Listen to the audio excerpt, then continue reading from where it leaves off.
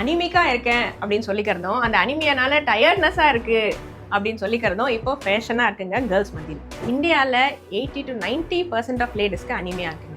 ஏன் இதுக்கு main reason பார்த்தோம்னா பிகாஸ் ஆஃப் மென்ஸ்ட்ரல் சைக்கிள்ஸ், அதாவது ரத்தம் நிறைய வெளியேறிடுது. இது சரி பண்ணுற அளவுக்கு நம்ம அயனை உள்ள சாப்பிட்றோமா அதை பற்றி தான் இந்த வீடியோ.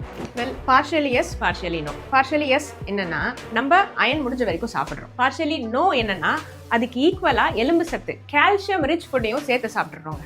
அதாவது அயன்லேயே 2 விதமான அயன் இருக்குங்க. ஒன்று ஹீம் அயன், இன்னொன்று நான் ஹீம் அயன். ஹீம் அயன் அப்படிங்கிறது நான் வெஜிடேரியன் சோர்சஸ்லேருந்து வர அயன். மீட்டாக இருக்கலாம், சிக்கனாக இருக்கலாம். நான் ஹீம் அயன் அப்படிங்கிறது வெஜிடேரியன் சோர்சஸ். ஃபார் எக்ஸாம்பிள் பருப்பு, சன்னா, இதெல்லாம். இதில் என்ன பியூட்டின்னு பார்த்தோம்னா, வெஜிடேரியன்ஸ் தயவு செய்து கோச்சிக்காதீங்க.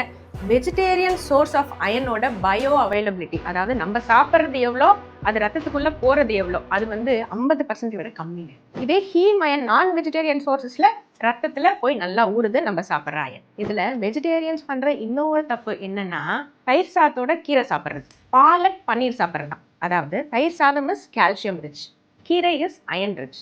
இந்த அயனும் கால்சியமும் 2 பேரும் ஒத்தே போக மாட்டாங்க. Calcium is a very famous inhibitor of iron. ஏன்னா 2 பேரும் ஒரே சேனல்ல தான் வயிறுலேருந்து பிளட்டுக்குள்ளே போகிறாங்க. அந்த சேனலில் போய் கால்சியம் உட்காந்துக்குமா, அயனை பிளட்டுக்குள்ளே போகவே விடாதான். இதுதாங்க சயின்ஸ்.